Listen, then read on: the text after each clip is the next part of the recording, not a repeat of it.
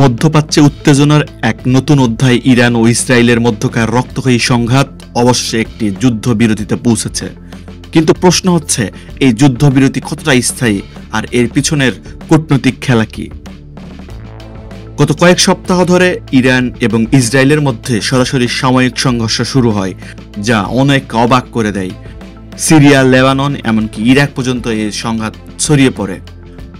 গতদিনের আমেরিকার পাল্টা হামলা হিসেবে ইরাক, কাতার, ইরাক এবং সিরিয়ার বিভিন্ন যুক্তরাষ্ট্রের সামরিক ঘাঁটিতে হামলা চালায়।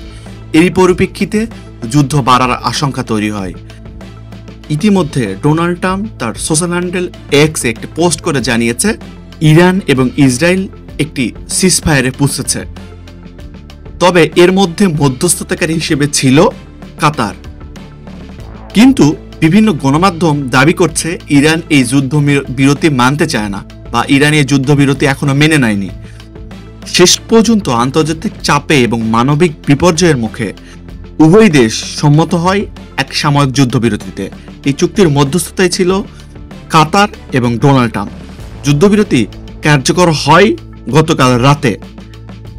তবে বিশ্লেষকরা বলছে এই যুদ্ধবিরতি অস্থায়ী হতে পারে, কারণ মূল সমস্যাগুলো, যেখানে ইরানের পরমাণু কর্মসূচি, ইসরায়েলের নিরাপত্তা সংখ্যা, হিজবুল্লাহ হামাস সম্পর্ক এখনো রয়ে গেছে। সাধারণ মানুষ চায় শান্তি, কিন্তু রাজনৈতিক ব্যস্ততা তা সম্ভব করে তুলছে না। এই যুদ্ধবিরতি কতটা স্থায়ী হয় তা বলবে সময়। তবে এখন দরকার শান্তিপূর্ণ সমাধানের চেষ্টা, যুদ্ধ নয়। ইতিমধ্যে কাতারে আমেরিকার ঘাঁটিতে আক্রমণের পরেও কাতার এই যুদ্ধবিরতির গোটা প্রক্রিয়াটা চালিয়েছে।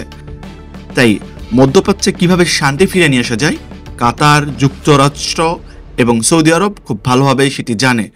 তাই ইরান এবং ইসরায়েলকে তারা একটি যুদ্ধবিরতিতে পৌঁছানোর জন্য চেষ্টা চালিয়ে যাচ্ছে।